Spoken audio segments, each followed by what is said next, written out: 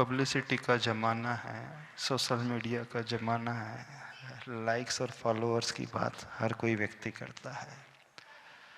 जब दृष्टि में दूसरे आ जाएं, दृष्टि में ये भाव आ जाए कि हमें कितने लाइक्स मिल रहे हैं, तो समझना वो त्यौहार आप मना ही नहीं रहे हैं, आप तो सिर्फ एक प्रदर्शन का आलम्बन ले रहे हैं।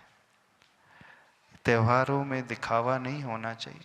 ठीक है, व्यक्ति के मन में भाव रहता है कि दुनिया मुझे देखे, हर व्यक्ति के मन में होता है, लेकिन जो विशेष रूप से धर्म की साधना करने वाला होता है, क्योंकि जब त्यौहार आया, दिवाली आ ही रही है, महावीर भगवान की उपासना करने वाला है, तो उन महापुरुषों के वो गुणों से प्रभावित होगा। वे महापुरुष तभी बने थे जब वो मान कषाय और माया कषाय को जीत करके साधना जिन्होंने की थी।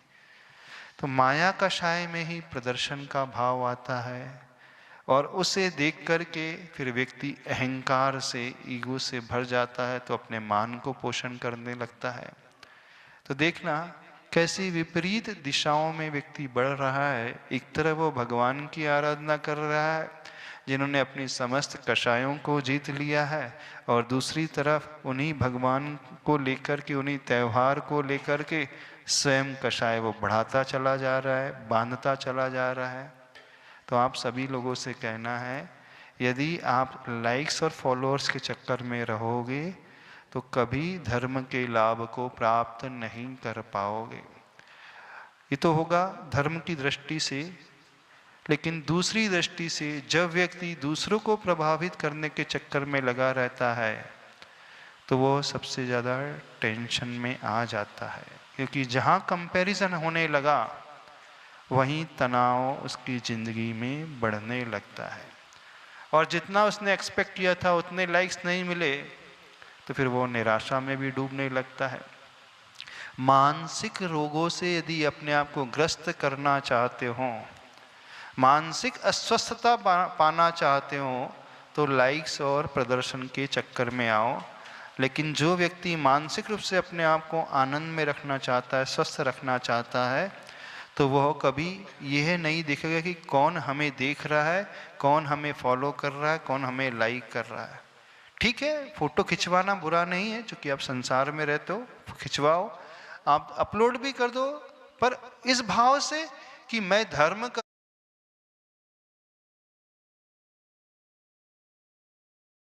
रहा हूं तो दूसरों को मुझे देख करके प्रेरणा मिले, जो भटके हुए हैं वह भी धर्म की ओर आकृष्ट हो जाए।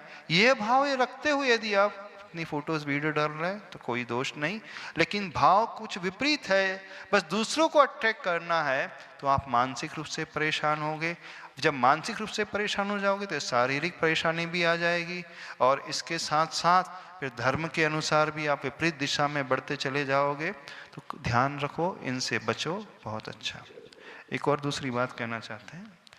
एक महिला का एक प्रश्न हमारे सामने आया। अब उसकी 2 संतान है,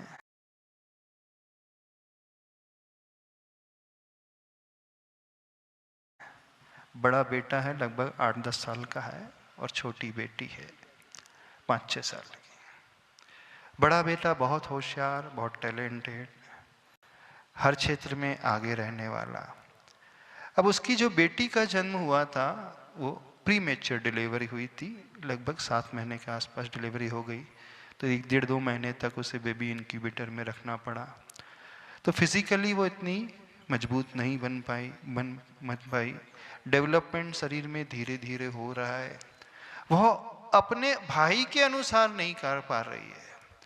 तो माँ को इस बात को लेकर के टेंशन है। बोले मेरा बेटा तो कितना ज़्यादा एक्टिव है, हर क्षेत्र में आगे बढ़ा है, लेकिन बेटी वैसा नहीं कर पा रही है, तो इसका तनाव मुझे बहुत होता है, क्या किया जाए, कैसे रहे। तो जो भी ऐसा सोच रहे हैं उन सब से कहना है, उन माता पिता से कहना है, यदि आप सही पेरेंटिंग करना चाहते हो तो पहले ये समझो, दुनिया में हर जीव, हर बालक, हर बालिका अपने आप में यूनिक होता है।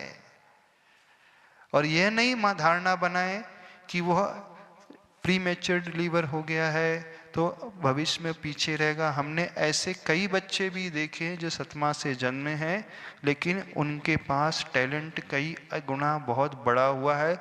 लेटर फेज में लाइफ में आकर के उन्होंने बहुत अच्छा परफॉर्मेंस किया है।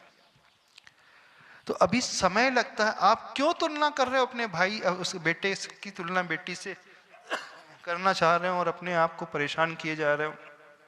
क्यों नहीं एक्सेप्ट करते? कर्म के उदय से जो आपको मिला है उसे स्वीकारो। यदि आप इस दृष्टि से देखने लगोगे तो बच्चा भी जज कर लेगा और बच्चा एक प्रकार से निराशा वाले मोड में आने लगेगा, वो और पीछे रह जाएगा। ऐसे समय आवश्यकता है आपके वात्सल्य की, ऐसे समय आवश्यकता है एक्सेप्टेंस लेवल की, ऐसे समय आवश्यकता है इस बच्चे में विकास धीरे धीरे होगा, ग्रेजुअली होगा।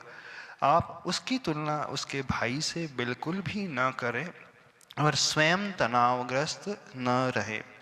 तो सबसे बड़ी बीमारी जो होती है तुलना की होती, कंपैरिजन की होती है। क्यों नहीं ये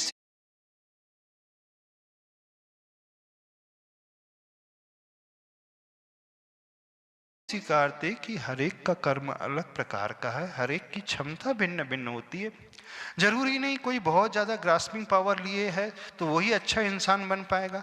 ठीक है, उसमें इतना ग्रास्पिंग पावर नहीं है लेकिन दूसरे फील्ड में बहुत अच्छे से परफॉर्म कर सकता है।